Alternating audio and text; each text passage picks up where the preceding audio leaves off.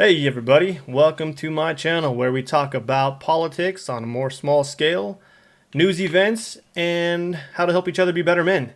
Today our topic of discussion is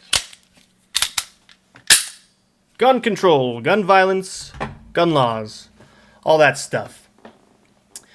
First off, I was there at the Charlie Kirk shooting. If you've been on my channel, then you're kind of aware that's how this whole thing got started. I feel the need to at least express my political views at this point to honor Charlie. So that's what I'm doing here today. This is step number one of that. I feel like starting with gun violence is kind of an ironic yet good place to start because of everything that's happened, and of course I have some opinions on that. To be further dramatic, I am wearing the same outfit that I was wearing at the day of the shooting. I actually haven't put on this outfit since it happened. I've been in a weird headspace, but here we are. Now I'm wearing it for the first time with you guys, so you're kind of helping me be my therapy session right now. So the thing that Charlie said that got people so upset in saying that he deserved to die or that he had it coming to him was he said some gun deaths are necessary in order to uphold the Second Amendment. Now, all they've done is taken out that tiny little clip right there and played it over and over again, saying, oh, here it is, you have it, he deserves it. Which is just disgusting and awful, and I can't believe people are saying things like this, and I can't believe that we're even now having to defend it or fight back against it. It should be a no-brainer. You just don't talk that way when somebody gets shot. It's insensitive to his family, to his friends, his loved ones. Heck, it's even insensitive to those of us who are in the audience. Like, we didn't want to witness that. We didn't want to have to see that happen. I think 99.9% of us were there to support Charlie. So in a way, we were there for somebody that we loved, and seeing them get shot was awful. And I feel like the loving left group needs to be more sensitive to that and not talk so disgusting about the incident. Anyways, let's jump into what the man himself said and get it from him. It's a short video, don't worry, but a lot of good stuff right here, or a lot of clarification for what he said. I totally just did the Trump move. A lot of clarification. Anyways, here we go. The Second Amendment is not about hunting. I love hunting. The Second Amendment is not even about personal defense. That is important. The Second Amendment is there, God forbid, so that you can defend yourself against a tyrannical government. Come on.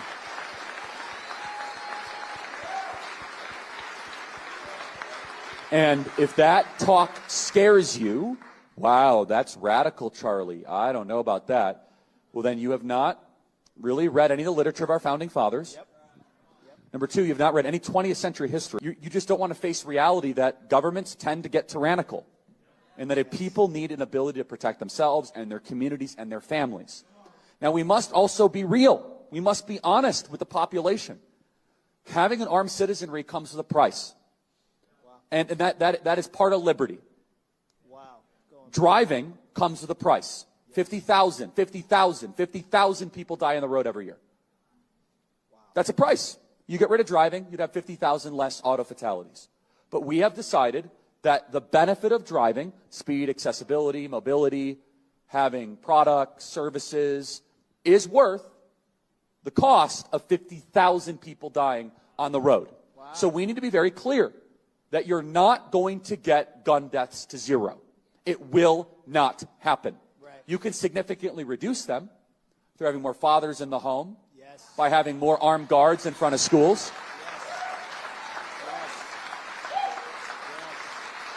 Yes. We should have an honest and clear reductionist view of gun violence, but we should not have a utopian one. You will never live in a society when you have an armed citizenry and you won't have a single gun death. That is nonsense. It's drivel. Wow. But I think it's worth it. I think it's worth to have a cost of, unfortunately, some gun deaths every single year so that we can have the Second Amendment to protect our other God-given rights. That is a prudent deal. It is rational. Nobody talks like this. They live in a complete alternate universe. Sure. So then how do you reduce? Very simple. People say, oh, Charlie, how do you stop school shootings? I don't know. How did we stop shootings at baseball games? Because we have armed guards outside of baseball games. That's why. How did we stop all the shootings at airports? We have armed guards outside of airports. How do we stop all the shootings at banks? We have armed guards outside of banks.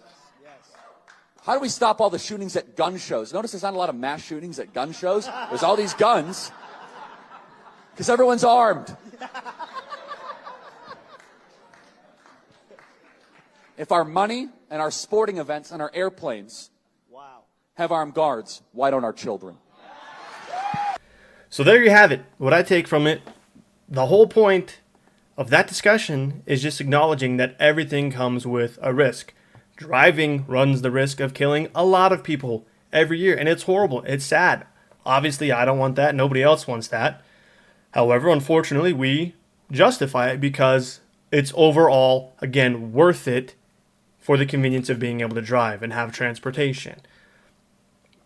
So the same thing goes for gun rights. If we as citizens didn't have the right to keep and bear arms, then our own government, another country, fellow citizens, whatever, could easily swoop in and take over. Because again, guess what? No matter what, criminals are always going to find a way to have a gun. That's what criminals do. That's how this whole thing works. I don't know why some people can't get that into their head. If everybody gave up their guns, great. You know who's actually giving up their guns?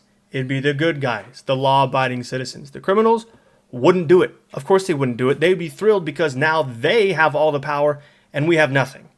It'd be a terrible situation. So that is the argument for Charlie and what he said. There's kind of my defense of what he was talking about and what he meant. That's how I interpret it. Let me know what you guys think. To continue on this conversation, the last question that was asked of Charlie is how many shootings are from transgender people, and do you believe transgender people should have guns, and so forth. Charlie did say no, he doesn't think transgender people should have guns, and reason for that is because, I've said it before, but I think for a lot of us conservatives, we view transgender people as having some sort of mental disability. I'm sorry, I don't mean rude to anybody, but I think if you think you're a different gender and you're trying to convince yourself of that, and even worse, you're trying to force all of us to play pretend with you, then there's something screwy going on in your head. And I would not be very comfortable with you owning guns. That's not to say I wouldn't also be uncomfortable with a lot of people owning guns. Of course, there are so many people I know where I'm like, yeah, I don't think you should have guns, man. I don't think I'd be comfortable with that. I'm so cautious that I don't even go shooting with strangers. If I meet a guy and we're hanging out and having a good time, and he's like, oh, bro, we should go shooting sometime. I'm like, maybe let's do something else first before I go shooting with this stranger who I don't know. Guns are a serious thing, very dangerous, very fun. You know, I enjoy them, but we need to have a lot more respect for guns. I feel like in a lot of ways, a lot of people have lost respect for guns and the overall danger. And of course, I'm talking about this, and you're probably thinking, well, you have a gun. It's empty. I just did that to be dramatic. Okay, no danger here. To address the conversation that was being had with Charlie about transgender people, yes, transgender people do commit some of the gun violence in the U.S. and across the world. Yes, the United States has a higher gun violence rate than other countries does. And yes, some straight white males kill each other with guns. Of course they do. It happens. You can pull up the charts. You can look at the numbers. You can figure it out and see who does it the most, who does it the least, whatever.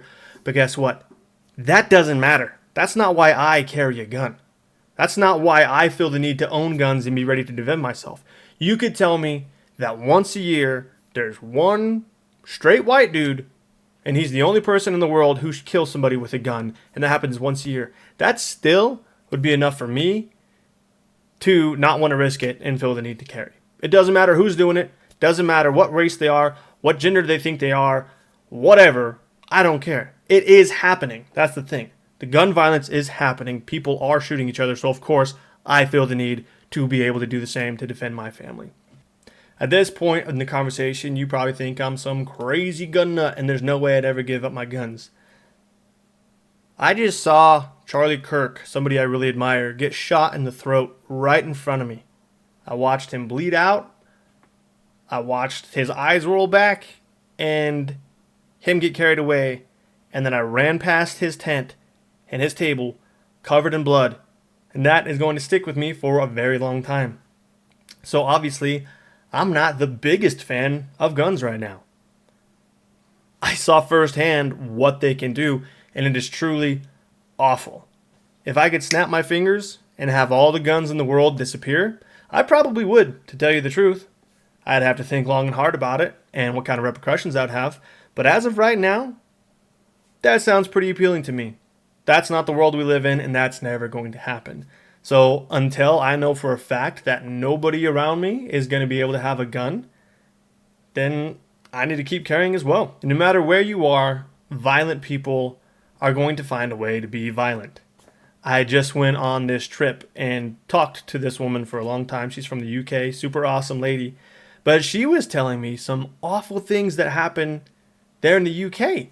that teenagers, gang members, whatever, will go out and literally hack each other to death with machetes and knives. So I don't think that, to me, is just creepy in a lot of ways. Obviously, that's, you can't weigh it and decide which is worse, but that is even more psychotic to me than using a gun. That's so personal. You have to get so close and be so deliberate with it. That's just awful to think. So again, the only point there is that no matter what, violent people are going to find a way to be violent, and criminals will always find a way to have the bigger weapon. But in my home, I take comfort in knowing that I likely have the biggest weapons on at least my neighborhood. Now compare that UK knife and machete violence to here. You think somebody's dumb enough to go walking into a Walmart here in Utah with a machete and try something? I guarantee you there's probably 5 other men like me in that Walmart with a gun. They're not going to try to mess around and do something. And even if they went in there with a gun, again, you still got 5 other dudes who would take him out. So I feel like in that way, guns do help reduce the crime because people don't want to mess around and find out. So quick recap of everything. No matter how you flip it, no matter who's doing it, what's going on, gun deaths are happening. Gun violence is happening.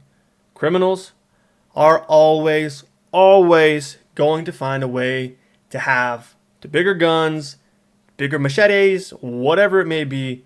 Violent people are going to be violent. That's just the facts. That's the world we live in. I don't love it. I don't want it to be that way. I don't want to feel the need to carry a gun on me. Are you kidding me? I feel like I'm being so paranoid every time I grab it and put it in my pocket before I leave.